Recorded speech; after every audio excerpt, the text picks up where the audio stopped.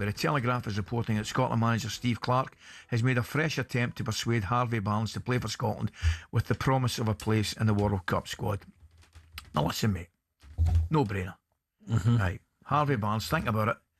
Most importantly, where is he just now? Where's he playing his trade? Newcastle. Yep. So I mean, it's a hop, skip and a jump over the border. So travelling's not a problem. Right, he's up behind Hampden in a couple of hours. Not a problem. He's guaranteed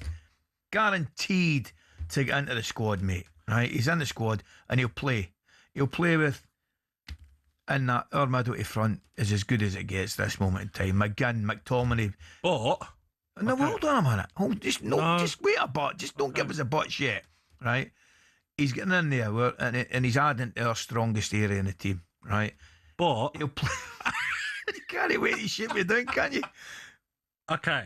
Listen, would he be outstanding for Scotland? Of course, 12 goals this season in the form of his career.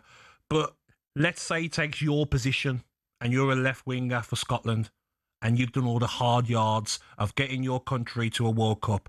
Oh, sorry, mate, you're not in the squad. Tough. Harvey Barnes, who's still holding out for England, by the way. He's still holding out for England. I'm going to tell Harvey, right? Harvey, forget it, mate. You ain't getting in that England. Why not? Well, 12 goals this season, why not?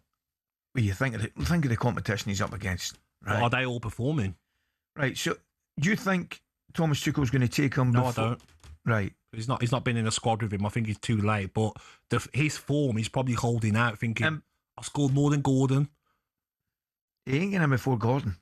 No, he's not. I don't think he is. He ain't getting him before Saka. He ain't getting him before Madueke. No, he's definitely not getting in. Right. So, in answer to your question, it's not Stevie Clarke's job to be concerned about how he might upset people. It's Stevie Clarke's job to get the best for the country Agreed. and the team.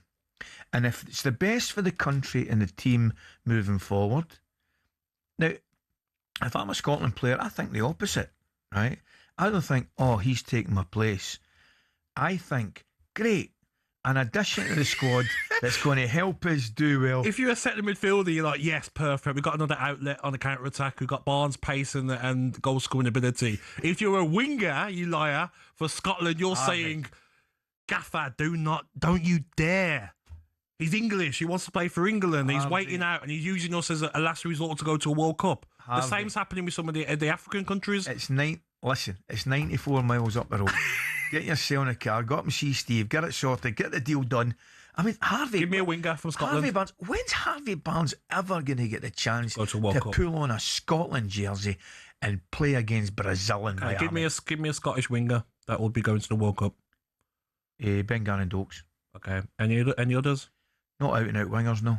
That's what I mean. They are missing that position. Oh, you better believe that. But let's say, okay, that space, we're going to have to take you out. Maybe, I don't know, Lyndon Dykes. Okay, we're going to have to take you out now because Barnes is coming in. We're going to take one less striker.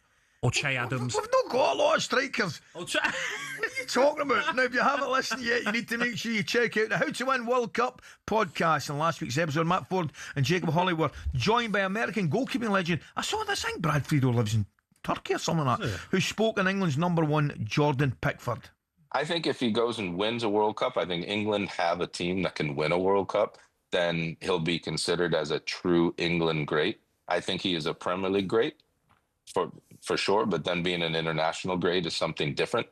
With the quality that England has in their side and the quality that England has had in many sides over the past years, they need to go and win. If he does, then he'll for sure be considered an England great. Well, I'm delighted to say Brant Kamara, host of the show, How to Win the World Cup podcast, Matt Forde, is now joining us in the studio. Matt, very good morning to you. Very good morning. Thanks very much for joining us. First question. Good morning, mate. Good morning. Harvey Barnes, he's got to go to Scotland. Oh, it's got to. He's got to. It'd be mad not to. He's so good. You'd be crazy, wouldn't you? But I'd speak to loads of Scotland fans that are like, no, he made his choice. Yeah. You're like, come on. No. You don't say no to talent, do you? No, exactly. We are not in a position, mate, that we can knock back good players, and good players want good players around them. Yeah. Harvey, let's go. Is there anyone else out there with Scottish DNA that you can... You're sitting next to him. Believe it or I've not. got Scottish in me. Have you? Yes. Yes. Airdrie. Airdrie. Adrian Shots. Airdrie. Correct. Yeah, I know. I know Scotland, mate. Do, mate? I do. Was my biggest regret playing for England and not playing for Scotland. So, Are you serious? Harvey Barnes, don't do the same thing. It's your biggest regret. You didn't know that? Playing for I want to England. play for Scotland. There you go. Did you really? Yeah, that national anthem wasn't Oh man, Flower of Scotland, unbelievable. You're getting me all sentimental, guys. We need, because you've got a lot of things going on. You've got a tour going on at this moment, a stand-up show called Defying Calamity, right? That's right. How do you go on tour and defy calamity?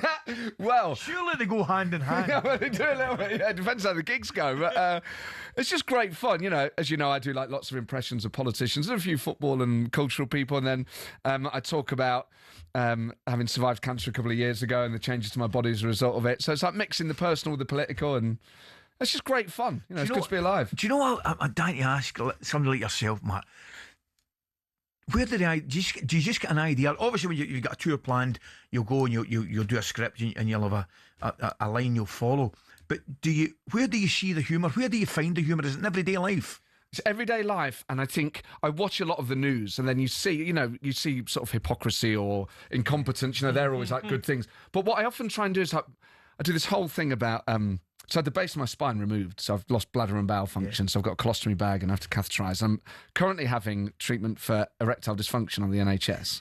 So that I'm not just going from like, here's a Trump impression and Keir Starmer to that, I'll sort of blend the two and say, who would I rather have as my doctor? Would I rather have Keir Starmer? Look, the reality is, you're in a situation now where you're probably never going to have a sex life that you would fully enjoy. There is no sensation in that area. Or would you rather have Trump going, I think it's going to get bigger than it ever was, and I think you're going to have a wonderful time. People are going to say this guy is going to make a lot of people very happy. Well, see, there you are. That's what I'm going to ask you, because what you're talking about, what you're talking about and what you're dealing with is an extremely serious situation, right? And I don't think for a minute you're underestimating the importance of it. But is that a great way to handle it with humour? I think so. You got to, and I think we all do. And I think we're really good at that here. And I think anyone who's been in that situation develops a gallows humour. And you know, football really helped as well. Football's like amazing. And Stuart Pearce, who I know is a good friend of yours, great lad. He came to visit me in hospital a few times, and I never really appreciate this. He's one of the wisest people I've ever met. And I thought he was going to give me advice on pain. And I'm a Forest fan. He's my number one. He went, what you got to understand, you know, is how social circles work. You know, it's people who's on the periphery. You know what I mean, Gabby? He knows what I'm talking about at the end of the day. You know what I mean? It's people who's on the periphery. They're going to be the ones that are saying, you know, I don't know how to handle it, if you know what I mean, you know? Do you know what Pierce's strength is? Well, it certainly used to be. You'll find it was dishing out pain. There's a difference, mate. Pierce's strength was dishing out pain. I'm joking, of course. Tell me the venues, where you're going, where you're going to be, and how's it all going? Because you've started. Yeah, so started in Birmingham last week. This week I'm doing Lancaster and Brighton, and I'm going all over the UK. A few nights at London's Bloomsbury Theatre. Just added another one there. Yep. And Nottingham Theatre Royal. MattForde.com. There's 50-odd dates on there. Going all over. Magic, mate. And life's good. Tell me about the podcast. Matt, did I read that? Did I hear that? Because I saw Brad Friedel. Is he in Turkey? Yeah, he's in Turkey. He was in Turkey. Because I was watching it, and is it his daughter's at uni there or something? Yeah, he splits his time between Turkey and the Bahamas. Oh, wow. He's done all right, hasn't he? Yeah. Oh, it must be nice. Half, I know. I have to ask you though, Donald, you know, what do you think about the World Cup coming to the United States or America? Do you think that England have a chance? I think, firstly, I just want to say, Gary, it's great to meet you. You're probably one of the greatest Irish players of all time, and the touchdowns you scored were probably the best we've ever seen, and everybody says it. They say, no one scores a touchdown like Gary. He's the best. Gary. I think England are good, but I think as long as Mexico don't win it, I don't mind. That would make me feel very, very sad. Man, yes, mate. But we're good at defence. We know how to build a wall. I'm watching you there, right? I'm watching you there. How important, right?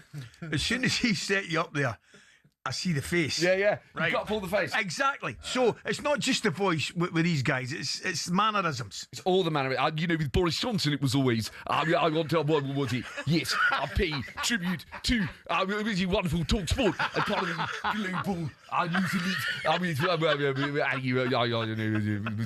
Rangers, Glasgow, Rangers, screaming. See, I always think he's like Boris Johnson's like that guy that used to do in the Fast Show. You remember the old Rolly? Oh yeah. He never used. Exactly. Never used to say anything. No, you know, that's but right. you used to, You've got to spin like multiple plates, and then there are others where Tony Blair much more upright and far more. Look, putting things into a context, Ali. I think particularly what you achieved at Rangers was something unique, and you go through a period like that where the parity between Scottish football and English football back then was so much closer. The context was completely different, and I think you did a great job. I've got one more, Donald. I've got a cousin that lives in Haiti that wants to come to America for the World Cup. Can you help with that, please? Haiti. Why do you think they call it that? Funny how the name, it suggests something bad to me. Why would you live there? They're full of hate. They're trying to ruin what we're doing. People say that I'm Haiti. They say that. I think it's very sad. Matt, brilliant, mate. I've not even had a Legends. chance to talk football, mate. I've got to go to the news. Continued success. Thanks for coming in. Legend, Brilliant to see mate. you, mate. Legend. Always a pleasure. Thank you, mate. Magic to see you, mate. Alongside the hosting talkSPORT How to Win the World Cup podcast, Matt hosts a political podcast also, British Scandal, with all episodes, I beg your pardon, now on Audible, released weekly. And do not forget the tour. Get along to that.